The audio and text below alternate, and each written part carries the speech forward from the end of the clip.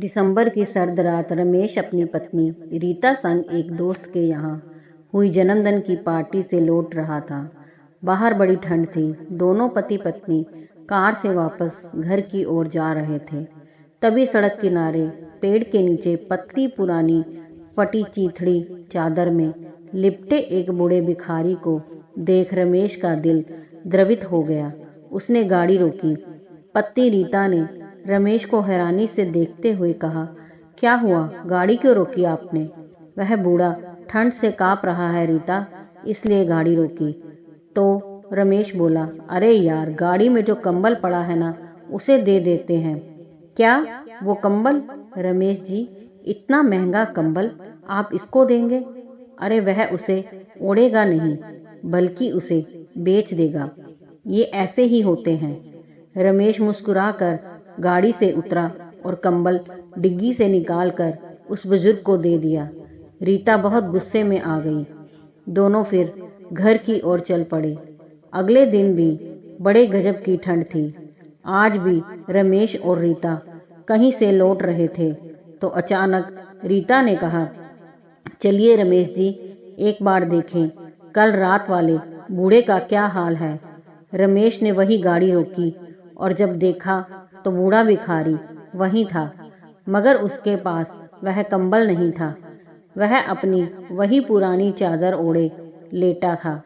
रीता ने आंखें बड़ी करते हुए कहा, देखा, मैंने कहा था ना कि वो कंबल उसे मत दो, इसने जरूर बेच दिया होगा। दोनों कार से उतरकर उस बूढ़े के पास गए। रीता ने व्यंग करते हुए पूछा, क्यों बाबा, कल रात वाला कंबल कहाँ है? बेचकर नशे का सामान ले आए क्या? बुजुर्ग ने हाथ से इशारा किया जहां थोड़ी दूरी पर एक औरत लेटी हुई थी, जिसने वही कंबल ओढ़ा हुआ था। बुजुर्ग बोला, बेटा, वह औरत पैरों से विकलांग है और उसके कपड़े भी कहीं कहीं से फटे हुए हैं। लोग भीख देते वक्त भी गंदी नजरों से देखते हैं।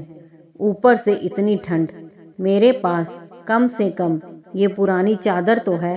उसके पास कुछ नहीं था तो मैंने कंबल उसे दे दिया। रीता हतप्रभ सी रह गई। अब उसकी आंखों में पश्चाताप के आंसू थे। वो धीरे से आकर रमेश से बोली, चलिए घर से एक कंबल और लाकर बाबा जी को भी दे देते हैं। दोस्तों, ईश्वर का धन्यवाद कीजिए कि उसने आपको देने वालों की श्रेणी में रखा है। अतः जितना हो सके जरूरतमंदों की मदद करें। मानवता से बड़ा कोई धर्म नहीं है। दोस्तों, अगर कहानी पसंद आई हो तो लाइक, सब्सक्राइब, शेयर जरूर कीजिए।